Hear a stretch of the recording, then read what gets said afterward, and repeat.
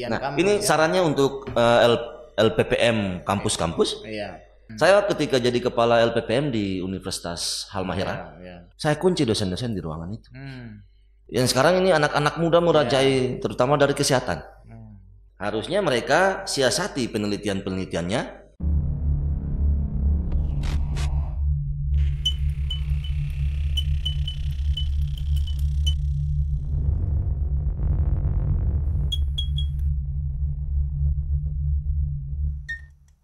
Assalamualaikum warahmatullahi wabarakatuh. Selamat siang.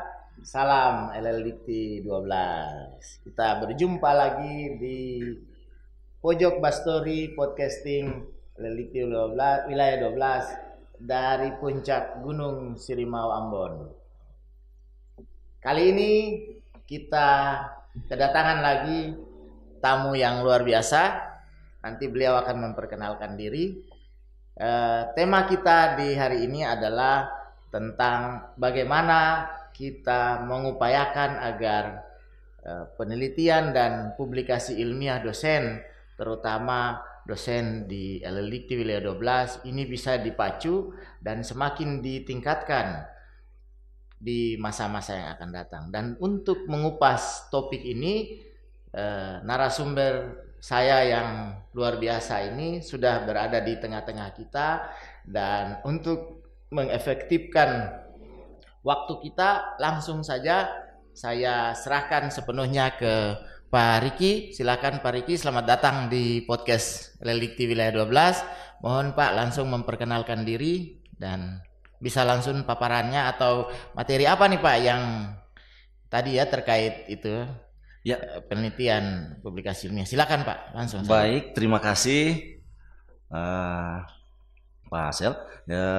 Perkenalkan saya Dr. Ricardo Freedom Nanuru, dosen di Universitas Kristen Indonesia Maluku UKIM Ambon. Dulu di tugas pertama di Universitas Halmahera di Tobelo. Topik ini menarik ya, penelitian dan publikasi dosen di LLDT 12, wilayah 12. Dulunya Kopertis wilayah 12. Tahun 2019 dan 2020 saya pernah mendapat hibah dari Direktorat Penelitian dan Pengabdian Masyarakat, waktu itu masih DRPM, sekarang sudah DRTPM, terkait dengan penelitiannya terkait dengan penelitian dan publikasi, lebih tepatnya peningkatan penelitian dan publikasi dosen di Kopertis wilayah 12 waktu itu. Jadi ada banyak realitas yang saya temui waktu itu, di mana dosen-dosen kita waktu itu masih banyak kendalanya untuk membuat proposal. Kemudian tahun berapa tuh Pak? Tahun 2019 dan 2020, 2 tahun saya didanai sekitar 453 juta waktu itu. Besar itu Pak. Ya lumayan besar bagi dosen-dosen kita waktu itu. Jadi masa itu ya baru berbunyi ratusan juta aja sudah cukup besar, apalagi 2 tahun dibiayai sekitar 400-an juta gitu ya. Jadi bangga saya juga waktu itu ya. Nah, saya menelusuri realitas penelitian dan publikasi kita di LLDT di waktu itu masih Kopertis wilayah 12, dan terlihat bahwa ada banyak kendala waktu itu. Di antaranya sumber-sumber informasi yang belum terlalu jelas bagi dosen-dosen kita di wilayah kepulauan. Kemudian terkait juga dengan penyusunan anggaran proposal dan ketakutan para dosennya dalam rangka menggunakan uang negara waktu itu. Jadi mereka takut mempertanggungjawabkannya. Kemudian ada juga terkait dengan fasilitas yang masih terbatas, internetnya masih terbatas, perpustakaannya masih terbatas. Kemudian pelatihan-pelatihannya yang masih terpusat di Ambon waktu itu. Jadi ya, apa boleh buatlah dosen-dosen di Tual, di Somlaki, di Tobelo, Nah sekarang kan LLDT sudah mulai untuk berproses, kita pelatihan di Ambon, di Ternate, di Tobelo dan lain-lain. Dan pendekatannya jauh lebih lokalistik Pak. Jauh lebih lokalistik. Nah itu menjadi saran saya juga waktu itu di dalam hasil-hasil penelitian itu yang saya berikan juga ke Ibu Dewi dan teman-teman di bagian penelitian LLDT. Nah, terkait dengan itu kondisi kekinian kita waktu itu kan 1920, sekarang sudah 2024. Nah, kondisi kekinian kita di 2024 ini juga agak mencemaskan karena ada beberapa kendala juga. Jadi yang pertama itu terkait dengan dorongan internal dari kampus-kampus, dukungan internal. Jadi 2019 pun saya temui itu. Hanya 4 kampus yang punya kekuatan dana internal untuk membiayai penelitian mandiri. Yang sisanya itu berkompetisi nasional. Yang repot juga adalah kita dengan skill terbatas berkompetisi nasional waktu itu jadi lemah juga. Nah, 4 kampus itu tidak usahlah saya sebutkan yang mana, tapi yang real mengeluarkan dananya, ini hasil penelitian saya waktu itu. Yang real mengeluarkan dana untuk membiayai dosen-dosennya hanya 4 kampus. Itu pun 4 kampus besar. Jadi kampus-kampus kecil ya agak sulit untuk mengeluarkan dana. Ya salah satunya saya sebut kampus saya lah, Universitas Kristen Indonesia Maluku itu punya banyak dana untuk penelitian internal. Secara mandiri pembiayaannya. Waktu itu sekitar 7.500.000. Sekarang satu proposal di UKIM itu sudah 15 juta. Kondisi terkini. Itu penelitian apa Pak pemilih pemula? Penelitian semua. Ya, kompetitif. Ada juga yang penelitian nggak, maksudnya dana yang dirangsang oleh pihak kampus untuk merangsang dosen melakukan penelitian. Benar. Itu. Jadi ada satu proposal dibiayai 15 juta. Tapi ada juga yang 30 sampai 50 juta untuk penelitiannya agak tinggi luarannya. Nah, kondisi kekinian kita ya masih yang pertama itu juga. Dana internal dari kampus-kampus kecil masih susah gitu ya. Kemudian kondisi dosen kita yang belum terlalu mampu menyusun proposal juga dengan baik. Biasanya mereka menunggu pengumuman baru dibuat proposalnya, maka coachingnya terlambat. Dibuat coaching oleh LLDT pun ya mereka merubah seadanya. Kondisi ini yang jadi dosen-dosen kita tidak membuat semacam bank proposal.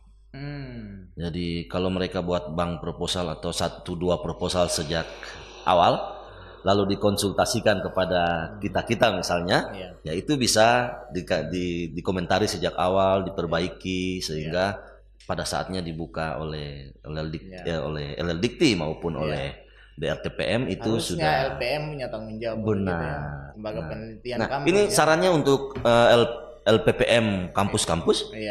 Ya harusnya sudah menggerakkan menjadi motor penggerak. Benar. Kalau tidak punya dana, setidak-tidaknya ruangan LPPM-nya difungsikan dengan baik. Supaya dosen-dosennya pada ngumpul. Saya ketika jadi kepala LPPM di Universitas Halmahera, saya kunci dosen-dosen di ruangan itu. Ayo, mari yang muda-muda ngumpul. Saya latih mereka sebentar. Lalu kalian duduk di sini dari jam sekian sampai jam sekian. Bagian ini harus siap. Itu yang saya lakukan di Universitas Halmahera. Makanya Universitas Halmahera belakangan ini berkembangnya pesat ya. Nah, ya tidak memungkiri kepala-kepala LPPM yang lain dalam tugas-tugas tanggung jawab mereka. Nah, terkait dengan itu, kelemahan dosen-dosen kita yang berikutnya adalah terkait dengan publikasi, gitu ya. Publikasi ini kan juga merangsang untuk skor Sinta. Nah, ada syarat di DRTPM itu bahwa penelitian dosen pemula lah punya akun Sinta, punya jabatan fungsional, selesai syaratnya, bisa untuk proposal. Tapi untuk proposal dengan dana hibah 100 juta ke atas itu butuh skor Sinta di atas 100 untuk ilmu-ilmu sosial humaniora. Terus di atas 300 untuk eksak. Jadi ya yang 100 untuk ilmu sosial itu ya saya pikir masih bisa disasar cepat. Benar.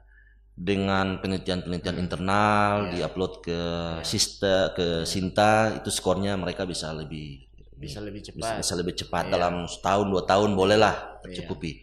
Tapi kalau yang eksak dengan jumlah 300 kita benar-benar akan kesulitan sekali. Harus ada labnya. Iya. Jadi laboratorium. ya teman-teman, ya itu juga kelemahan kita. Iya. Laboratorium di kampus-kampus kita belum terlalu baik, belum tersedia dengan baik. Iya. Jadi ya kadang-kadang hanya untuk akreditasi kita buat, tapi setelah itu terbengkalai. Iya. Nah, berkait dengan skor Sinta, maka saya pikir LLDikti mestinya juga menyikapi ini, karena kondisinya begini sekarang. Dosen pemula itu hanya bisa 2 kali diperoleh untuk yang penelitian dikti. Iya. Saya tidak tahu penelitian yang BRIN itu mana-mana saja, penelitian yang internasional dan lain-lain. Saya bicara dalam lingkup penelitian DRTPM. Iya. Jadi kalau 2 kali saja, lalu setelah itu harus naik tingkat nih. Iya. Harus naik level nih ke fundamental atau riset dasar kerjasama dalam negeri yang mensyaratkan skor Sinta itu, maka kita akan susah karena dosen-dosen kita sulit. Penelitian dosen pemula mereka hanya arahkan untuk publikasi ke jurnal Sinta aja, paling Sinta 3-4, tapi nilainya kan kecil. Nah, harusnya mereka siasati penelitiannya. Satu penelitian ini bisa menghasilkan karya cipta, Kemenkumham, HKI itu kan, hakinya toh. Kemudian bisa bikin dari penelitian itu bisa publikasi Sinta, tapi juga bisa diolah sedemikian rupa datanya saja. Datanya dipakai untuk jadi publikasi yang lain juga. Bisa jadi buku. Bisa jadi publikasi internasional juga. Nah, terkait dengan itu kan, maka data-data itu bisa memperkuat skor Sinta mereka. Nah, ini yang belum begitu baik dikelola oleh kampus-kampus di Maluku Utara. Agenda kampus masih besar ya. Jadi harusnya kampus memperhatikan hal ini, lalu menopang mereka dengan biaya biar sedikit, biaya buku, cetak buku, biaya untuk HKI, biaya untuk jurnal internasional. Kampus saya UKIM selain beri proposal 15 juta, juga memberi publikasi internasional terindeks Scopus, mau Scopus Ki berapapun itu 15 juta. 15 juta juga. Itu program saya selama jadi untuk kepala untuk satu kali publikasi. Selama saya jadi kepala lembaga penelitian di UKIM. Tahun 2020 ke 2021 itu program saya itu. Jadi programnya namanya peningkatan jabatan fungsional lektor kepala dan guru besar. Jadi siapa saja yang mau mengusul lektor kepala, mau publikasi internasional, silakan publikasi. Nanti ada invoice dari jurnalnya, kami beri maksimal 15 juta. Jika publikasinya lebih dari 15, silakan nambah sendiri. Tapi kalau kurang dari 15, hanya yang itu yang diberikan, tidak sampai 15. Nah, programnya berjalan sampai sekarang. Nah, itu kondisi-kondisi terkini kita, di mana dosen-dosen biasanya tidak mahir menyusun proposal terutama anggarannya. Jadi mereka susah menyusun rincian anggarannya karena mereka tidak menguasai SBM, standar biaya masukan yang dikeluarkan Kementerian Keuangan. Dan juga mereka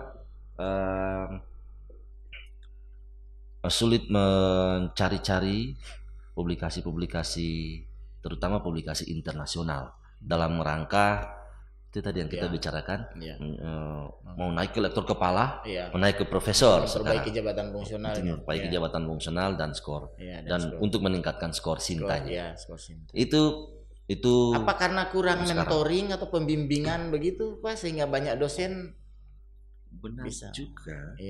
Kalau dari sisi mentoring, jadi idealnya bagaimana Pak idealnya? Jadi gini, ada kelemahan pada dosennya, tapi kemauan mereka untuk bertanya itu sulit. Jadi mereka takut, mau tanya ini malu gitu ya.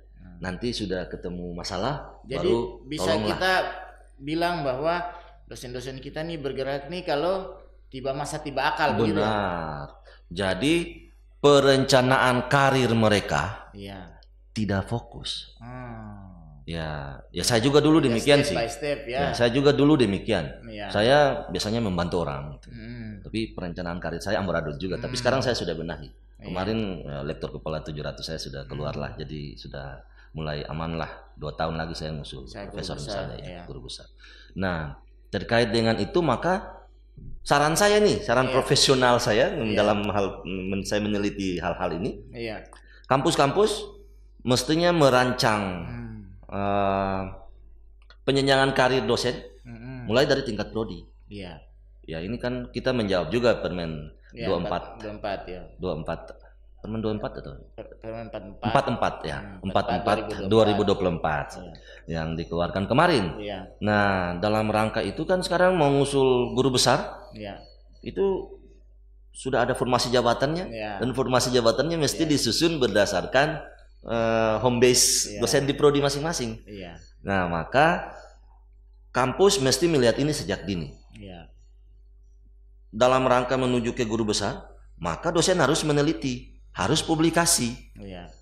Nah, kalau tidak dilihat sejak dini, aduh, apa boleh buat? Iya. Akan terlambat sebuah kampus. Iya. Nah, di pihak LLDikti sendiri juga mestinya merancang program-program semacam tutor atau kalau tidak mau ke sana kemari, ya kita podcast seperti ini untuk membina dosen-dosennya. Betul. Nah, dalam rangka ini harusnya kita bahas satu hal yang spesifik dulu terkait dengan bagaimana menyusun proposal, tapi proposalnya dulu, anggarannya nanti. Iya. Nah, atau publikasinya untuk mau menyiasati ke publikasi ke jurnal internasional, Scopus, ya, harus seperti ini. Iya. Kedepannya mungkin LLDikti bisa merancang program yang seperti itu juga. Benar. Jadi, lanjut Pak. Jadi pertama-tama hal-hal teknis sudah saya kemukakan nih. Jadi kita tidak bisa berbicara substansi penelitian. Substansi itu kita biasanya bicara substansinya mesti bagus gini-gini. Di Dikti sekarang kita sudah mulai bicara substansi. Tapi di kita di sini di LLDikti 12 saya kira belum sampai level itu. Kita belum sampai lah di level kita bicara substansi. Mau meningkatkan jumlah penelitian dosen aja susah nih. Iya. Ini dulu yang dipacu nih. Jadi dari 44, kalau tidak salah 44 kampus. 46 sekarang. 46 sekarang ya. Kalau 2023 data saya masih 40 gitu ya. 40 yang terdeteksi di DRTPM. Itu baru 23 yang terlibat dalam pengusulan proposal. 23 dosen atau 23 kampus. 23 kampus. 23 kampus. Nah, kemudian hanya 17 kampus yang berhasil lolos. Tapi lolosnya kecil juga. Hanya 98 proposal dari LLDikti 12. Nah, 98 itu kita nomor 3 paling kecil dari bawah dari 16 LLDikti. Iya, dari itu bawah. Ya, jadi ya sekarang sudah 18, Pak. Sekarang malah sudah 18 LLDikti kan tahun 2023 data saya itu masih 16. Nah, terkait dengan itu kan 18, Pak. Dari sekian banyak dosen ada berapa dosen, Pak? Dosen PNS dan dosen yayasan di LLDikti 12? Dosen 2000-an ya? Ini 2000-an kalau data saya tahun 2020 saat saya penelitian itu. Iya. Tapi sekarang kan sudah pasti berkembang. Iya. Nah, dari banyak itu. Iya. Kalau kita lihat loh, Pak. Satu proposal itu isinya paling kecil 2 dosen, paling banyak 3. Iya. Gitu ya. Ditambah mahasiswa, Iya. ditambah stakeholder lain masuk dalam satu proposal, maka paling tidak dari 98 ya cuma sekitar 300-an dosen yang terlibat. Dosen kita 2000-an. Iya. Ya, sedikit sekali. Kapan mau maju kita? Nah, maka dosen-dosen harus memacu dirinya sendiri. Kita tidak bisa berharap kampus terlalu banyak. Betul. Sekarang kampus tidak lagi mengikat toh. Jadi dengan keluarnya Iya, Permen kemarin 44, maka kita bisa dosen-dosen di perguruan tinggi swasta kan bisa keluar jauh lebih enak lah. Jauh lebih berkembang. Jauh lebih berkembang, lebih happy. Iya. Nah, tidak lagi dibatasi dengan dinding-dinding birokrasi kampus yang mengikat dan jadi kita tidak bisa jadi guru besar di situ, kita bisa ke jadi kampus lain. Di tempat lain ya. Terus kita dibatasi banyak hal di kampus tersebut, kita bisa ke kampus lain. Nah, ini juga memacu kalau tidak ada dana publikasi di situ, ngapain kita bertahan di situ kalau ada dana publikasi di kampus yang lain lebih banyak. Iya. Ya. Jadi apalagi gajinya tersendat-sendat misalnya. Nah, ini juga masalah tantangan kita, buat kampus. Buat kampus-kampus. Ya, nanti bab tersendiri nanti kita bahas soal itu. Benar, soal soal kemandirian dan kemandirian kampus-kampus ini. Juga hak-hak dosen. Ya. Selama ini kan keluarnya permen itu karena kami selalu berjuang di berbagai forum-forum dosen dalam rangka memperjuangkan hak-hak dosen. Jadi ya didengar Pak Lukman itu. Pak Lukman itu kemana-mana dengar. Kita batasi dulu Pak, jangan kita masuk di situ Pak. Oke. Jadi terkait dengan penelitian tadi sudah gitu ya. Sekarang kita ke kendala publikasi. Nah, publikasi artikel terindeks Scopus ini menurut saya bukan barang mewah lagi. Dulu sebelum tahun 2020 mungkin itu barang mewah. Tapi ada banyak gebrakan oleh dosen-dosen di Indonesia yang membuat banyak mata terbuka, dosen-dosen terutama terkait dengan publikasi. Ada kemudahan, terindeks banyak Scopus. kemudahan. Bahkan banyak tips-tips itu ya. Tips-tips yang sudah dibagikan di YouTube secara luas ya. Kelemahan dosen-dosen kita adalah pertama tidak mau membuka diri bertanya. Yang kedua literasinya kurang. Jadi instan banyak. Saya itu berkembang. Saya tidak tahu pengelolaan jurnal nih. Ya saya nonton di YouTube. Saya otodidak. Mereview naskah. Saya nonton di YouTube. Sekarang ada AI. Sekarang kan banyak aplikasi alat bantu Pak. Nah, dosen-dosennya harusnya berkembang seiring dengan perkembangan teknologi artificial intelligence yang sudah luar biasa sekarang.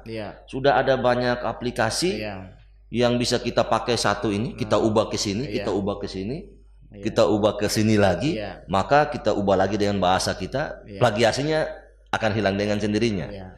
Nah, takut plagiasi, kemudian takut tidak berkualitas. Sekarang guru banyak kan, guru-guru kan banyak. Dulu guru hanya mengandalkan orang, sekarang kan guru kan mengandalkan mesin teknologi banyak kan. Jadi tidak boleh terjebak dengan alasan tidak bisa. Ya itu dia. Jadi saya sudah tua, saya tidak. Ya kan kita hanya butuh jari. Dan kemampuan berpikir aja.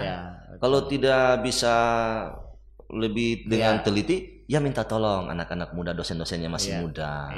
Gitu ya. Jadi kampus-kampus juga mestinya melihat bagian publikasi ini sebagai hal yang sangat penting karena ini jantung universitas menurut saya. Publikasi. Dengan publikasi, semakin banyak publikasi, semakin baik kampusnya, akreditasinya bisa unggul juga karena dari situ. Terus semakin terkenal kampusnya, dosen-dosennya. Kemudian mestinya ada pemerataan publikasi. Bukan hanya 1-2 dosen. Orang Ambon bilang lari sendiri. Gitu ya. Jadi mesti ada perencanaan publikasi yang cukup detail di tingkat perguruan tinggi. Karena gini, akreditasi prodi. Kan itu terkait dengan hasil semua publikasi dari semua dosennya dibagi gitu. Jadi ya kalau cuma satu lalu dibagi semua orang kan kecil nilainya. Tapi kalau semuanya ada publikasi lalu dibagi ya tetap nilainya. Nah itu yang juga membantu kampus gitu ya. Selain publikasi untuk dalam rangka penelitian mendapatkan hibah-hibah. Tapi publikasi juga selain memperkenalkan diri ke dunia nasional dan internasional, juga terkait dengan kita membantu lembaga di mana kita bernaung. Jadi saya bernaung di UKIM, saya bernaung di LL Dikti. Dengan semakin banyak publikasi di UKIM, semakin banyak juga publikasi di LL Dikti di wilayah 12. Nah, itu yang membuat harusnya dosen-dosen berpikir terbuka. Lalu menjalankan apa yang saya kemukakan ini. Kampus-kampus juga harusnya jangan lihat orangnya, lihat hasil pembicaraannya gitu ya. Sehingga mereka mulai merencanakan baik penelitian maupun publikasi dosen. Publikasi ini untuk ke lektor kepala. Kan kita di sini yang mau ngusul lektor kepala banyak di LL Dikti wilayah 12. Di kampus-kampus saya juga banyak. Tapi kendalanya apa? Syarat khusus. Syarat khususnya apa? Publikasi di jurnal internasional bereputasi. Nah, saya melihat bahwa kegagalan-kegagalan kita itu juga berasal dari ketidaktahuan dan ketidakmauan. Tidak tahu jalurnya, tapi tidak mau bertanya. Jadi ya tersesat sendiri. Lalu banyak yang gugur usulan-usulannya. Gitu. Jadi hanya pasrah saja. Jadi menurut saya saatnya dosen-dosen bergeliat mau untuk membuka diri, bertanya kemana saja. Jangan cuma misalnya ke kami saja, tapi tanya ke internet juga. Yang lain kan banyak. Yang lain juga. Baik Pak, ini sambil kita sambil minum Pak. Mungkin snacknya bisa boleh ya? Sambil kita snack. Jadi Pak Riki, jadi memang boleh kita bilang rendah motivasi ya dosen-dosen kita ini ya. Masih rendah motivasinya. Iya. Memang bisa dibilang begitu. Motivasi rendah rendahnya motivasi dari para dosen juga. Terus kan ada dua faktor nih, ada faktor internal dan faktor eksternal. Faktor eksternal mungkin dukungan kampus yang minim. Kampus belum banyak kampus, hanya masih ada 1-2 di LL Dikti 12 yang menyediakan dana rangsangan untuk dosen, terutama dosen pemula, dosen baru. Nah, kemudian bagaimana lembaga penelitian kampus tuh bisa lebih maksimal bekerja, termasuk juga membangun kerjasama dengan pihak-pihak luar, sehingga mendorong para dosen untuk melakukan penelitian itu tidak harus bergantung kepada SIM Litapmas. Kan begitu ya Pak. Sekarang BIMA ya. Iya, BIMA. Nah, tapi juga penelitian-penelitian, terutama penelitian kerjasama dengan pihak, bahkan sampai ke luar negeri. Nah, itu kan harusnya didorong kan oleh kampus. Tapi kan meskipun ada kampus yang bisa saja sudah menyediakan saluran-saluran itu, fasilitas. Tapi kalau motivasi dari dalam diri rendah juga sama saja Pak. Jadi faktor internal ini sebenarnya yang harus coba kita. Iya, benar itu Pak. Jadi itu kendala terbesar dosen kita menurut yang saya amati. Jadi walaupun kampus sudah sedia dana nih, misalnya nih di kampus saya tidak mendiskreditkan kampus lain lah. Di kampus saya, kampus sudah punya dana nih, menyediakan dana. Tapi saya mencermati bahwa hasil-hasil penelitian dosen itu publikasinya masih terbatas juga. Kemudian penelitian-penelitian yang dijalankan masih terbatas juga. Jadi kolaborasi dengan instansi-instansi terkait itu masih belum berjalan dengan baik. Kemarin saya punya usulan penelitian itu kerjasama dengan Litbang Gereja Protestan Maluku, juga melibatkan teman-teman dari sana, dan menurut saya itu sudah cukup, ya paling tidak ada kerjasamanya. Kami juga sudah menyambut kerjasama dengan DRTPM, misalnya dengan mengadakan kegiatan-kegiatan nasional yang UKIM sebagai hostnya. Jadi kegiatan-kegiatan seperti itu walaupun sudah dibuat kampus, tapi kalau dosennya masih apatis, tidak mau maju ya, hasilnya akan kita cukuplah sampai di lektor jabatan fungsionalnya. Jadi ya mau ngusul lektor kepala nggak bisa karena sebagian besar dosennya magister. Syarat khususnya publikasi internasional bereputasi. Nah, terkait dengan itu maka dosen-dosen kita mestinya meningkatkan skill, atau kampus-kampus juga mendorong skill. Ini yang saya lihat di Universitas Halmahera juga. Mulai kerjasama dengan Jerman, dengan Belanda, dan mereka cukup intens. Kepala sekretaris LPPM-nya cukup intens untuk itu, dan rektornya juga mendukung. Menggalang kerjasama di. Kami juga di UKIM sudah cukup membangun kerjasama dengan di luar negeri lewat fakultas-fakultas tertentu.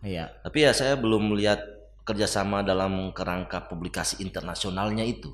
Nah, mungkin saja ke depan kampus-kampus lewat LLDikti bisa didorong, atau bisa membangun semacam kerjasama langsung dengan kampus-kampus tertentu, lalu membawanya kemari, lalu difungsikan kampus-kampus di sini untuk membangun kerjasama langsung dengan mereka gitu ya. Jadi saran untuk LLDikti juga bisa seperti itu kalau ada celah. Kita kan harus lihat regulasi dan lain-lain. Jadi ya yang seperti itu. Jadi motivasi dosen ya menjadi hal utama selain motivasi kepemimpinan di universitas-universitas. Benar. Nah, apa namanya? Begini Pak, bagaimana nih Bapak melihat hubungan antara penelitian ini dengan pengajaran? Maksud saya ini soal waktu Pak, apakah korelasinya ini kemudian membuat produktivitas penelitian ini menjadi tidak berkembang atau bagaimana Pak? Iya, ini menurut saya kendala terbesar di kita, menurut saya. Jadi ini kan soal keterbatasan waktu. Kalau dalam masalah publikasi, ini soal keterbatasan waktu. Dosen lebih sering menghabiskan waktunya untuk ngajar daripada untuk meneliti. Makanya kalau mau ngusul jabatan fungsional misalnya, kum atau angka kredit mereka di bidang pendidikan pengajaran berlimpah, kum penelitiannya rendah. Ataupun ada tapi skalanya publikasi yang seadanya, yang biasanya ada di laporan-laporan BKD-nya semata. Jadi cuma untuk menjawab BKD-nya selesai gitu ya, laporan beban kerja dosennya. Nah, itu yang membuat saya agak prihatin, karena saya mencermati juga di banyak kampus, banyak dosen yang berlimpah SKS-nya sampai puluhan, 30-an, lalu satu semester, lalu publikasinya hanya satu di jurnal Sinta paling bawah juga misalnya, atau jurnal yang tidak terindeks Sinta juga misalnya. Jadi ya kadang-kadang waktu dosen-dosennya lebih fokus ngajar. Padahal kalau dengan penelitian dan publikasi harusnya di dalam rencana pembelajaran semester RPS itu ya harusnya berisi hasil-hasil penelitian kita yang diimplementasi dalam pengajaran. Mau ngajar pakai buku orang terus, ngajar pakai buku orang terus. Ya saya di dalam setiap mata kuliah saya ya ada buku saya, ada hasil penelitian saya. Jadi untuk poin ini nanti pakai buku saya. Ini nanti ini pakai bukunya si dia, ini pakai buku si dia. Jadi itu yang harusnya memotivasi para dosen supaya mereka jangan ngajar pakai punya orang terus. Ngajar pakai punya diri sendiri juga dong. Gitu. Pak. Jadi harusnya seperti itu. Semoga ke depan bisalah kita. Nah, bagaimana nih Pak mengatasinya nih Pak? Nah, untuk mengatasi hal ini ya kita kembali kepada persiapan dan pendampingan riset serta publikasi yang baik. Ini tugas siapa? Pertanyaannya. Pertama ya tugas dosennya. Karena banyak riset di luar sana yang bisa di-apply oleh dosennya dengan lembaga penelitian hanya mengesahkan. Jadi dosennya berburu sendiri. Tapi itu juga bisa jadi tugas universitasnya atau sekolah tingginya. Jadi terserah, kampus-kampus mestinya juga di level pimpinan. Ya. Level pimpinan misalnya LPPM melihat hal ini lalu mengkondisikan, memaksa dengan aturan tentunya, bukan memaksa dengan cambuk. Kan rensranya sudah disusun itu Pak. Rensra penelitian, rensra pengabdian, itu ada. Jadi kepatuhannya mungkin ya yang. Ya, kebanyakan kita juga tidak bikin proposal, kita kadang-kadang tidak baca rensranya juga. Ya. Jadi di poin-poin, saya biasanya kalau membuat proposal di pentingnya penelitian itu penting untuk pengembangan diri, pengembangan kampus, lembaga tertentu, tapi juga pengembangan kampus karena berdasarkan renstra ini, poin ini. Itu harusnya ada di setiap proposal penelitian. Nah, terkait dengan itu maka lembaga. Jadi kampus tuh harus punya blueprint. Ya, benar. Setiap kampus harus. Benar. Dan ada target yang jelas. Pencapaian waktu harus terukur. Iya. Dan terintegrasi Pak. Ya saya pikir kampus-kampus yang punya LPPM sudah ada itu. Iya Pak, benar. Cuma ya didukung dengan. Apa faktor kepemimpinan atau apa di situ Bapak melihatnya? Kalau saya melihatnya selain memang faktor kepemimpinan, kadang-kadang ada skill-skill tertentu yang harus dimiliki oleh seorang kepala LPPM, terutama jaringan. Ya, salah satunya ya networkingnya. Ya, networkingnya mesti baik gitu ya. Jadi tanpa itu ya tidak ada kerjasama dengan Pemda, atau kalau kampus Kristen dengan gereja, kampus Muslim dengan lembaga-lembaga ormas-ormas lain, kemudian dengan pemerintah juga. Kita lobby-lobby kegiatan.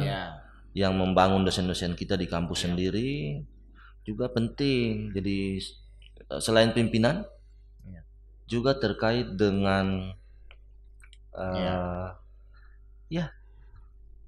kemampuan para dosen.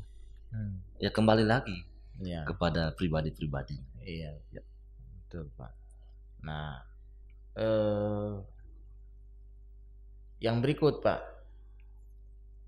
apa namanya? Apa butuh kebijakan pemerintah? Kebijakan apa yang harusnya dilahirkan untuk mengatasi problem itu Pak? Jadi gini, kemarin sudah ada satu kebijakan penting di level direktorat, riset dan riset teknologi dan pengabdian masyarakat itu terkait dengan penelitian dan pengabdian afirmasi.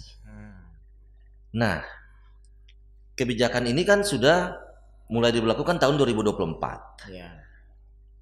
Penelitian afirmasi dan pengabdian afirmasi. Artinya kampus-kampus yang belum pernah lolos penelitian, dosennya silakan bikin penelitian afirmasi. Dan kemungkinan besar lolos itu terbuka. Dan banyak kemarin yang tersaring. Akhirnya jadi termotivasi. Iya. Jadi di LLIC 12 juga ada lumayan lah. Saya tidak tahu pastinya, tapi ada lumayan yang dapat dana afirmasi itu. Selain nanti dosen pemula yang sudah meningkat dananya, juga dana afirmasi 20 juta per proposal. Jadi lumayan lah untuk penelitian, misalnya 15 juta, publikasi internasional juga misalnya dengan 5 sampai 10 juta ditunjang kampus kan juga bisa. Menurut saya. Penelitian dosen pemula dengan 15 juta kita teliti satu hal yang kecil-kecil saja, saya pikir itu sudah cukup lah untuk kalangan terbatas. Jadi menurut saya kebijakan-kebijakan itu sudah menguntungkan dosen. Tergantung dosen-dosennya. Jadi padahal poin dan koin Pak. Jadi dapat poinnya, kumnya juga dapat uangnya. Uangnya tidak dapat kita secara fisik menurut saya, karena penelitian tidak diberi honor nih. Tapi kita enjoy. Saya itu selalu melihat bahwa penelitian itu adalah piknik saya pakai uang negara. Ya silakan disebar aja, tidak apa-apa. Karena saya jalan dengan kapal, dengan pesawat, itu kan dibiayai dana penelitian. Dan biasanya saya penelitian itu mencakup 2 provinsi, misalnya Maluku Utara. Saya datang di beberapa kabupaten. Ya kan, ya saya penelitian sosial itu ya bisa jalan-jalan ke sana kemari ngambil data. Itu kan juga enak. Dan siapa mau biayai saya jalan-jalan seperti itu? Itu bisa memotivasi lah. Jadi teman-teman, penelitiannya jangan melihatnya terlalu skup kecil. Dengan uang yang 20 sampai 50 juta ini, misalnya dosen pemula tuh 50 juta biasanya dapat 40 juta kalau kami nyoret-nyoret dikit. Nah, dengan 40 juta itu kita sudah bisa terbang ke 2 provinsi, 3 provinsi untuk ngambil data sosial saja. Atau ya tergantung teman-teman untuk lebih gimana mengelolanya. Benar. Selain itu juga kan harus bisa membangun jaringan dengan kampus-kampus lain. Terus dengan pemda-pemda lain saya datang ambil data ya saya memperkenalkan diri juga. Saya akan mendapat banyak tawaran juga. Betul. Dosennya harusnya yang seperti itu.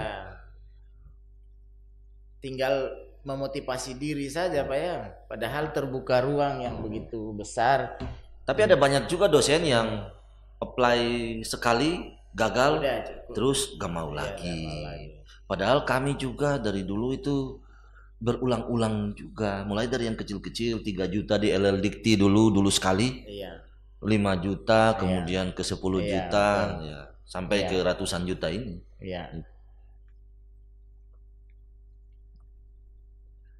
Jadi publikasi itu akan baik kalau penelitian itu baik. Publikasi akan banyak kalau penelitian itu produktif. Jadi kan 2 ini kan tergantung kecerdikan dosennya. Karena satu penelitian bisa menghasilkan berbagai publikasi. Betul Pak. Apa mungkin sarannya setiap dosen butuh mentor begitu atau bagaimana? Mentor kan sebenarnya LPPM kan sebenarnya mentor ya. LPPM sebenarnya bisa jadi mentor yang baik atau yang sudah guru besar itu sebenarnya bisa jadi mentor yang baik juga kan. Nah, ya ini masalah kita juga. Saya melihat bahwa sebagian besar guru besar, mohon maaf saya tidak mengkritik terlalu ini ya. Banyak guru besar yang kadang-kadang belum lolos penelitian dikti misalnya. Jadi mereka juga tidak apply. Padahal menurut saya mereka yang harus mempelopori. Jadi guru besar itu kan dia membina. Fungsinya adalah membina lektor kepala, lektor dan asisten ahli. Nah, maka tugas-tugas itu yang harusnya di-push. Jangan cuma jadi guru besar untuk menikmati tunjangannya untuk dirinya sendiri. Tapi juga bagaimana membina. Jadi guru untuk membina yang lain orang lain. Membina untuk terutama di kampusnya. Betul. Kita kan masih kekurangan guru besar. Jadi ya motivasi ini mungkin saja masih bisa datang dari promotor-promotor kita di luar saat sekolah dan lain-lain. Nah, Pak Riki, pentingnya kolaborasi internasional ini baik itu di dalam penelitian maupun publikasi ini kan baik Pak, kolaborasi di level internasional, jaringan internasional. Nah, sarannya apa Pak supaya bagaimana dosen dapat memanfaatkannya ini kolaborasi? Apakah kebijakan yang masih perlu diperbaiki atau kalau dari saya berharap bagi teman-teman yang kebijakan ini maksudnya pemerintah menempuh kebijakan pemerintah Jadi kalau saya yang seperti tadi sudah saya kemukakan, mungkin saja program-program, pernah saya dapati satu program di Kemendikbudristek yang membawa rektor-rektor ke luar negeri itu. Jadi tapi mereka masih khusus ke rektor-rektor PTN. Yang dibawa ke Korea, ke Yonsei University, kemudian ada juga kemana itu yang sebelumnya mempelajari manajemen pengelolaan perguruan tinggi di sana. Lalu rektor-rektornya kembali dan menularkan itu. Nah itu juga mungkin yang bisa salah satu yang bisa dipakai oleh LLDikti Wilayah 12 misalnya, yang bisa kalau tidak bisa membawa rektor-rektornya, ya paling tidak mendatangkan kampus luar negeri ke LLDikti Wilayah 12 yang penelitiannya kuat dan publikasinya baik levelnya. Nah hal-hal seperti inilah yang nanti kita MOU kan, misalnya kami untuk MOU di luar misalnya pakai Zoom juga ya masih boleh gitu ya. Ya tergantung skill dari universitasnya menurut saya. Jadi di UKIM ada kantor kerjasama internasional kalau nggak salah itu. Tapi saya belum lihat hasilnya terlalu banyak. Mungkin saya belum terlalu bertanya-tanya gitu ya. Tapi saya melihat di LLDikti Wilayah 12 kampus-kampus masih gagu lah dalam tanda kutip untuk bekerja sama dengan luar negeri. Perlu mendorong kerjasama internasional LLDikti Wilayah 12 perlu mendorong kerjasama internasional ini. Dengan kerjasama ini, saya pikir penelitian dan publikasi kita akan semakin baik. Karena di DRTPM itu ada NUDC kalau nggak salah itu yang kerjasama dengan Belanda, kerjasama dengan Jerman, kerjasama dengan Prancis. Itu didanai. Tapi kita tidak pernah ada proposalnya dari wilayah ini. Nah dengan begitu, dengan LLDikti misalnya memberikan kebijakan atau membawa mereka kemari, kita bisa kerjasama dengan mereka. Sudah ada payung hukumnya, kita hubungi dosen-dosennya, kita ada topik ini, kita mau bikin proposal, nanti tolong dibaca, nanti kami gabung ke dalam satu proposal, kami kirim ke DRTPM, ya itu bisa didanai. Nah, hal-hal seperti inilah karena komunikasi personal kita dengan dosen-dosen di luar negeri itu kadang-kadang tidak dipercaya karena kampusnya nggak punya nama besar. Nah, kita di sini kan nggak punya nama besar nih, kampus-kampus kita. Kita mau hubungi orang dengan nama kampus kita seperti ini, susah juga. Tapi kalau kebijakan itu ada di tingkat LLDikti, saya pikir masih boleh lah. Benar. Memang Pak Kepala LLDikti Wilayah 12 ini lagi mendorong ini Pak. Terakhir beliau meminta saya untuk mengkomunikasikan kerjasama internasional ini. Ada beberapa negara yang dikomunikasikan, salah satunya Amerika. Ini tujuannya supaya ketika nanti terwujud MOU-nya bisa dilakukan, maka beliau itu berencana untuk memboyong kerjasama bagi kampus-kampus yang punya hubungan langsung, itu bisa diajak untuk melakukan MOU. Tapi nanti ini sementara masih dalam tahap komunikasi. Saya dengan Ibu Nengsi ada sementara menggagas ini untuk kerjasama dengan beberapa kampus di Amerika. Mudah-mudahan kita doakan, mudah-mudahan.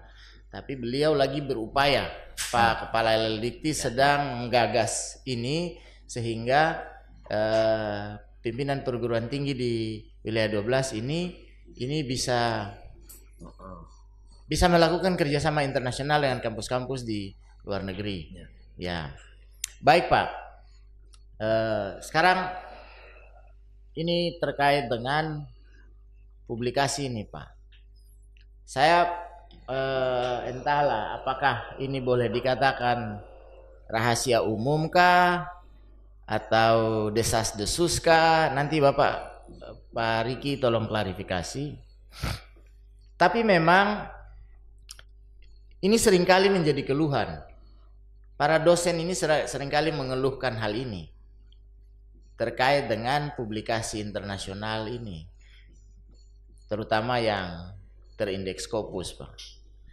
Apa memang benar, Pak, angka-angka yang disebutkan tuh, bayarannya tuh, apa benar seperti itu, atau ada tips lain yang tanpa perlu mengeluarkan biaya, tapi publikasi ilmiah merekanya itu tidak terkendala, sehingga proses japungnya juga tidak terkendala juga. Bagaimana Pak Riki melihat ini? Oke, jadi soal masalah pembiayaan, ya. Nah, di jurnal-jurnal internasional bereputasi itu memang ada yang open access, ada yang close access. Jadi yang open access itu pasti berbayar. Tapi ada 1-2 saja yang tidak berbayar. Nah, terkait dengan itu, apa kelebihan dan kekurangan nih open dan sehingga? Jadi kalau yang open access, maka nanti hasil publikasi kita itu dapat kita akses real time kapan saja, juga bisa dibaca oleh semua orang, semua peneliti di semua belahan dunia ini. Nah, kemudian yang close access berarti nanti harus bayar lagi. Orang yang mengaksesnya harus bayar. Nah, berarti nanti kalaupun kita nanti publikasi hasilnya di akun-akun ilmiah kita, misalnya di ResearchGate atau di Orchid, itu kita harus dapat izin mereka juga dari pihak jurnal, karena nanti kita di blacklist dan lain sebagainya. Nah, itu yang akan susah juga, karena hasil karya kita tidak akan dibaca hanya oleh kampus-kampus yang berlangganan jurnal tersebut. Nah, dengan demikian maka pilihan open access itu jadi pilihan penting. Tapi open accessnya berbayar. Nah, yang tadi angka-angka itu ya tergantung publishernya. Jadi biasanya kalau saya kemarin bersama salah satu teman di Universitas Halmahera, beliau sudah guru besarnya sudah selesai dinilai dan nanti tinggal dapat SK-nya. Nah, itu kan saya korespondensinya. Jadi beliau penulis pertamanya, saya korespondensinya. Publikasi beliau itu dibayar oleh LLDikti Wilayah 12 lewat program kerja LLDikti Wilayah 12. Dan waktu itu tahun 2022. Nah, jurnalnya itu Scopus Q1. Nah, proses publikasinya itu berlangsung sekitar 8 bulan. Jadi bayarnya itu tidak sampai 10 juta. Q1 loh, tidak sampai 10 juta. Satu lembar itu sekitar 1 juta sekian, 1.300.000 gitu ya. Jadi dia cuma 1 juta, gak sampai. Jadi total bayarnya 9 juta sekian, itu cuma 6 lembar. Ya. Jadi ya lumayan murah kalau menurut saya untuk jurnal Scopus Q1. Nah, terkait dengan itu, ya itu yang dipakai untuk syarat khusus beliau untuk jadi guru besar itu. Dan menurut saya angka-angka itu sudah masih wajar. Itu resmi ya? Resmi di websitenya. Jadi jangan kita terkecoh. Teman-teman dosen, kalau ada jurnal-jurnal yang dibilang predator dalam tanda kutip, atau jurnal-jurnal, soalnya kasihan juga Pak, ada banyak dosen yang sudah bayar lalu tiba-tiba jurnalnya discontinue. Ya, jadi harus hati-hati, dicek dulu, ditanya sana sini jurnal ini kedepannya seperti apa.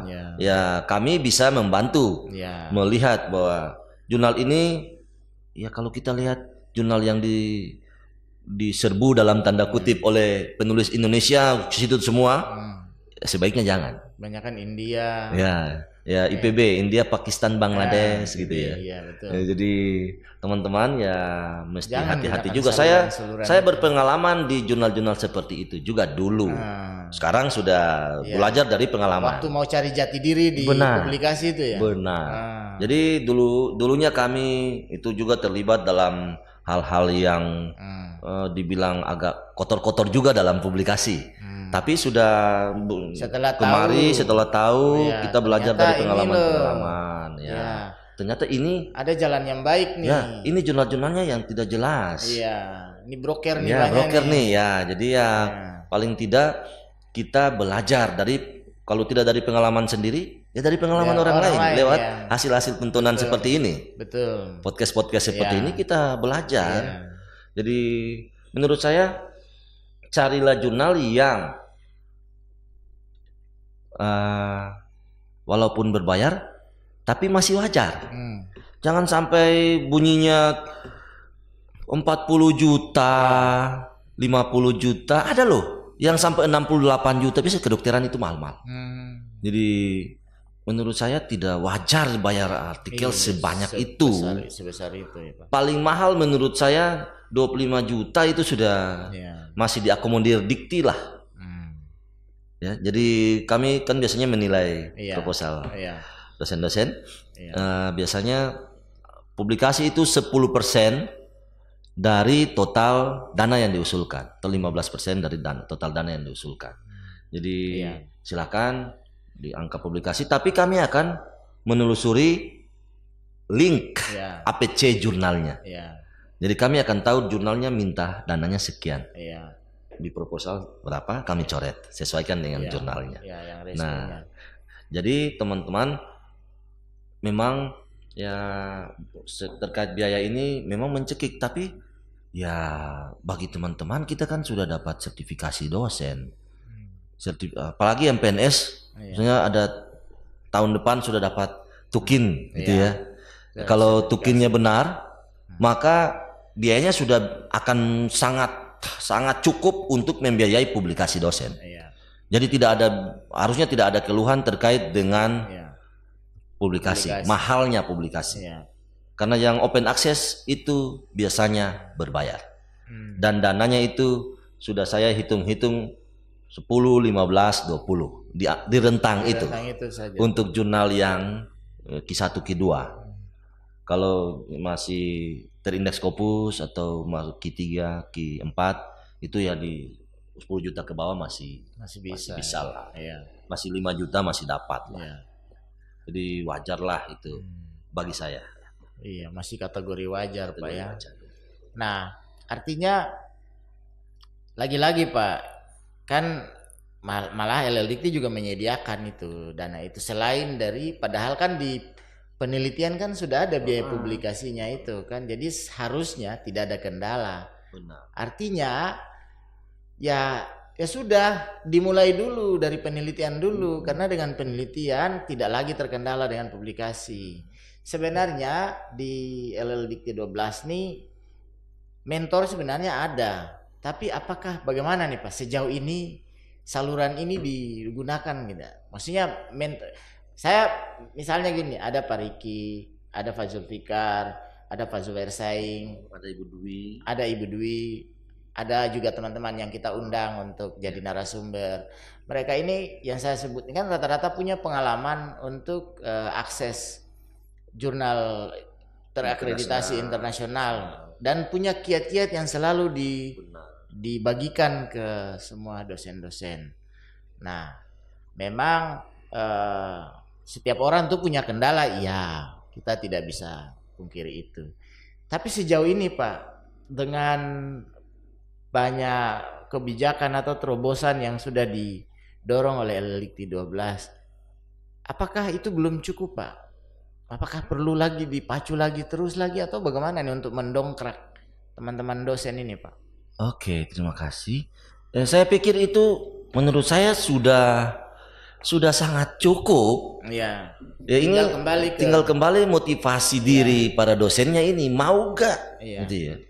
Karena menurut saya kita bikin apapun, tapi kalau dosennya saya sudah cukup lah di sini. Saya tidak usah lagi lah. Biarkan saja yang muda-muda berkembang. Saya lihat memang yang muda-muda ini di UKIM, dulu saya merajai Sinta skor di UKIM. Sekarang saya ketinggalan jauh. Di klik Sinta sekitar 4-5 kali baru dapat nama saya. Yang sekarang ini anak-anak muda merajai, terutama dari kesehatan. Nah, motivasi diri dari para dosennya ini yang saya bina beberapa teman di kesehatan UKIM itu, dan mereka sekarang yang merajai itu publikasi di UKIM. Dan menurut saya cukup bangga lah bahwa mereka selalu bilang saya ini guru mereka, saya panutannya. Di Universitas Halmahera saya selalu dipanggil panutan gitu ya, panutan gini ya. Dibilang Mas Bayu di sekretaris, saya jadi malu juga sih sebenarnya. Tapi ya menurut saya motivasi dosen itu yang utama. Jadi LLDikti menurut saya sudah cukup untuk membuat banyak hal. Walaupun program-programnya kan jalan terus setiap tahun nih. Tapi kenapa mereka tidak maju-maju kita sebagai dosen? Ya karena tidak mau aja. Coba kalau mereka mau ditunjang dengan leader atau kepemimpinan yang baik di level-level universitas yang tahu bahwa penelitian dan publikasi ini penting, bukan sekedar uangnya. Maka menurut saya harusnya tidak boleh ada kendala lagi ya. Tidak ada kendala lagi. Karena ya sudah nih, ini intervensinya macam-macam nih. Ada uang juga di LLDikti untuk publikasi. Ada dana rangsangan juga untuk publikasi yang disiapkan. Lalu alasannya apa lagi? Terutama mau lektor kepala dan guru besar. Nah, itu kan mana pendampingan dilakukan setiap tahun. Iya, pendampingan untuk ke guru besar di sini di LLDikti juga buat. Juga bikin setiap tahun. Lalu kenapa guru besar kita kok sepertinya tidak melejit gitu ya? Sangat lambat grafiknya nih. Nah, karena apa? Saya melihat beberapa yang konsultasi ke saya ya karena publikasi internasional mereka. Rata-rata alasannya publikasi internasional mereka, kadang jurnalnya sudah discontinue atau artikelnya bukan artikel ke jurnal bereputasi tapi artikel ke cuma konferensi misalnya, atau juga artikelnya tidak sesuai dengan apa yang diminta oleh tim PAK. Karena artikelnya cuma mengulas beberapa hal, atau juga jurnal-jurnalnya masuk kategori jurnal yang tidak benar itu. Jadi kita mesti hati-hati untuk mempublikasi karya kita mulai sekarang. Karena itu berdampak bagi pengembangan karir kita sebagai dosen ke depan. Mau publikasi artikel saya nih hasil penelitian yang baik nih. Ya saya lihat jurnalnya dong. Kalau saya tidak tahu, saya tanya. Selain tanya orang, saya tanya mesin. Jurnal Finder misalnya harus dipakai. Masukkan abstrak. Jurnal apa yang paling tepat dengan abstrak saya? Ketemu itu. Jadi tinggal belajar otodidak aja. Betul. Ada jurnal Finder punya Elsevier, punya banyak jurnal, banyak publisher punya jurnal Finder itu ya. Di Google itu yang bisa kita telusuri, di YouTube. Memang artinya begini Pak, kalau semuanya kita kemudian cenderung menyalahkan pribadi, tidak objektif juga Pak. Maksudnya begini, orang itu kan bisa terdorong motivasinya kalau misalkan aspek-aspek lain itu juga didorong juga. Misalnya maksud saya gini, kampus harusnya juga mengambil peran ini dengan baik. Nah, kan LLDikti kan siap membackup nih apa yang bisa dilakukan nih untuk membantu kampus nih. Nah, apakah mungkin faktor kampusnya, keterbatasan dananya yang menjadi penyebab semua benang kusut ini di LLDikti 12 atau bagaimana nih Pak? Menurut Pak Riki? Kalau saya lihat dana memang sudah saya kemukakan tadi lewat hasil-hasil penelitian bahwa dana juga sebenarnya harusnya tidak boleh jadi kendala ya. Tidak bisa jadi kendala juga karena ada dana dari tempat lain yang banyak juga. Jadi kita mau publikasi, kita bisa ke Pemda, kita bisa ke gereja, kita bisa ke mana-mana, atau ada pihak lain yang bisa membiayai juga, LLDikti juga. Tapi juga menurut saya ini ada di skill management kepemimpinan. Betul. Di level kampus ya. Di level top level universitas itu mestinya orang-orang yang betul. punya bukan Awareness, cuma care, ya punya skill manajemen yang manajemen baik. untuk hal-hal seperti ini. Iya, Harusnya iya, dia paham dan mau melakukannya. iya, Jadi jangan terlalu berharap dosennya iya, maju iya, jika program-programnya tidak mengarah ke situ. iya.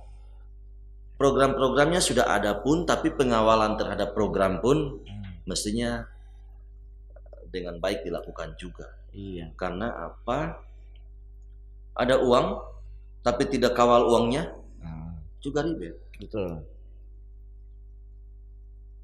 Betul. Setiap tahun tidak meningkat level Iya, di dalam internal kampusnya. iya, Hanya program itu berlanjut berulang, bukan berlanjut berulang. iya, Ya harusnya kalau saya samakan aja dengan dikti. Misalnya 2 kali sudah dapat hibah itu, harus naik. ya harus naik dong. Maka programnya harus dibuat berjenjang. Iya. Proposal Kalau sudah dapat dosen fundamental, pemula hanya harus, sekian, level yang di atasnya sekian, Iya, level di atasnya juga sekian. Iya, Jadi paling tidak ada iya. Ada penjenjangannya, step-step yang step-stepnya, terukur begitu ya, Pak. supaya penjenjangan karirnya ikut Iya, juga. Iya, betul. Maka perencanaan di tingkat prodi sampai tingkat universitas mestinya sinkron. Jangan di level universitasnya lain, di program studinya ya, lalu dosen-dosennya hanya sibuk berburu SKS saja. SKS saja, ya. SKS saja. Betul. Itu yang saya alami dan saya terima keluhan dari banyak dosennya seperti kampus. itu. Terus ada satu lagi yang membuat dosen-dosennya sulit untuk meneliti. Kenapa? Karena sistem penggajian kita di kampus. Itu yang saya maksud tadi, Pak. Juga kadang-kadang ada satu kampus yang saya temukan berbulan-bulan gajinya gak dibayar, misalnya. Kemudian hak-hak pegawainya gak dibayar, tapi pegawainya mau dosen-dosennya mau pindah gak diberi lolos butuh. Nah, saya bersyukur kemarin dengan Permen 44 itu. Hal inilah yang juga harusnya jadi perhatian. Kalau mau dirikan kampusnya harusnya yayasannya sudah siap dong. Iya. Ini yang dibilang oleh Pak Lukman kemarin. Iya, betul. Jangan sampai dosen-dosennya melaksanakan dipaksa untuk melaksanakan tridharma dengan baik, tapi dapurnya gak ngepul. Betul. Itu yang menurut saya. Oke, Pak Riki. Memang kalau kita bicara kendala kita banyak, Pak. Dan saya sering mengistilahkan kita ini ada di wilayah, bukan wilayah kontinental, Pak. Kita ada di wilayah pulau-pulau yang memang itu koneksivitas dan keterhubungan antara satu dan yang lain itu tidak sebaik teman-teman yang berada di wilayah-wilayah kontinental. Dan kendala lain juga soal anggaran. Makanya banyaklah kendala kita masih banyak. Kita masih perlu banyak belajar, kita masih banyak perlu untuk memacu diri supaya bisa sejajar dengan teman-teman lain yang sudah lebih maju ya, teman-teman di barat terutama. Nah, mungkin kalau orang tuh mau maju, semua alasan itu dikesampingkan, Pak. Iya ya, begitu ya, Pak ya. Nah, pesannya apa, Pak, supaya orang ini ya baik itu kepada dosennya, kampusnya maupun kepada LLDIKTI, apa yang harus dilakukan, apa yang perlu masih dirubah ini, Pak ya? Silakan, Pak. Oke, baik.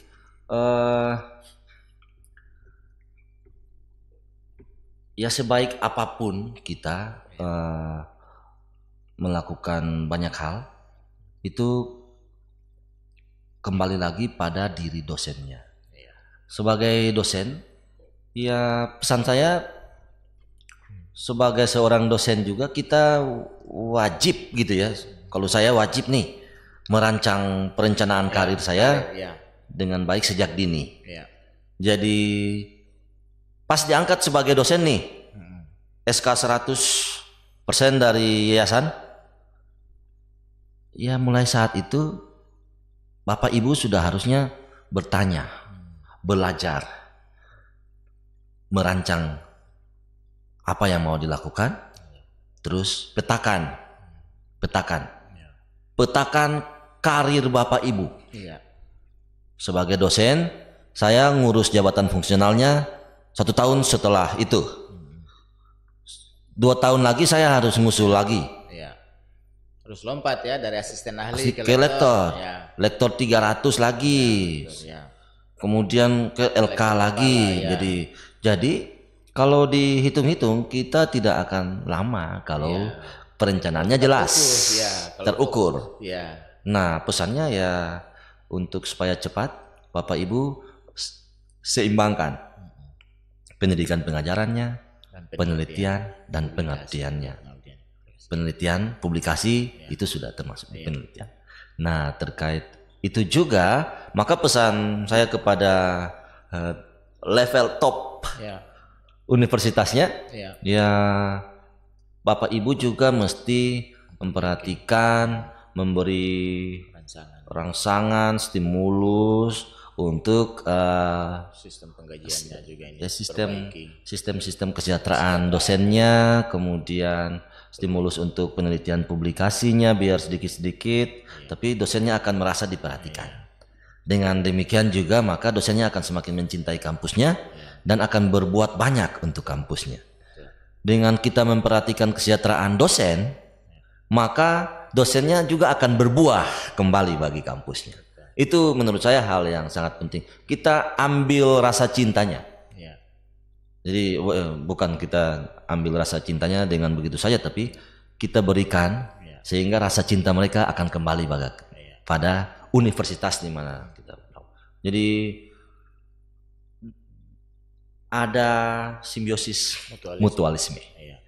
Jadi itulah yang kepada LLDikti saya cuma bisa berterima kasih karena sudah merancang berbagai program. Ya tadi saya senang ada program nanti kerjasama internasionalnya dan menurut saya itu satu terobosan yang sangat baik bagi kami di PTS di wilayah 12. Kami menunggu action yang lebih jauh dan mudah-mudahan Tuhan menolong dan dapat terwujud dengan tepat pada waktunya karena kita sekarang ada di waktu-waktu itu untuk mau berkembang. Betul. Nah, semoga ada program-program itu juga dari nanti semoga menular lah. Ketika LLDikti mendatangkan kerjasama dengan kampus-kampus, kampus-kampus juga akan segera berkembang untuk yang lebih jauh lagi. Itu menurut saya baik dan terima kasih untuk Pak Kepala dan teman-teman di LLDikti, Pak Hasil dan Bapak Ibu yang terlibat. Nah, satu pesan terakhir bahwa orang yang mau maju adalah orang yang mau susah dulu, no pain no gain jadi harus jatuh bangun dulu di awal, bersakit-sakit dahulu, bersenang-senang kemudian, jangan jadi orang yang instan. Nanti orang-orang yang instan itu yang nanti mau ke jurnal discontinue. Nah, saya sudah berpengalaman di jurnal discontinue dan sudah sadar diri. Saatnya mesti ke yang lebih baik lagi. Itu saja dari saya. Barangkali itu saja sementara ini. Demikian perjumpaan kami dengan narasumber saya yang sangat profesional ini, sangat cerdas ini, Pak Dr. Riki Nanuru. Saya dan teman-teman dari Pojok Bastori Podcast LLDikti 12 akan terus berupaya untuk menghadirkan narasumber-narasumber yang kompeten di bidangnya untuk kita cerita, kita bastori beberapa hal yang dibutuhkan oleh masyarakat. Sampai jumpa lagi di kesempatan-kesempatan berikutnya. Salam LLDikti 12. Assalamualaikum warahmatullahi wabarakatuh. Selamat siang. Terima kasih. Terima kasih banyak. Sama. Sampai jumpa lagi di kesempatan-kesempatan berikut.